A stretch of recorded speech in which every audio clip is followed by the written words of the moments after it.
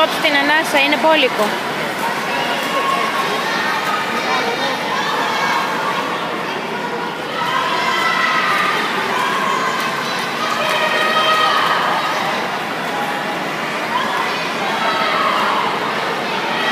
Η Ντανιέλα του φωνάζει, Πίτερ, go! Go, Πίτερ! Όπου η Ντανιέλα τον φωνάζει, να δει μια πρωτιά κι αυτή. Go, Πίτερ! Oh my god, oh my god, oh my god. Oh my god. It's nerve-wracking.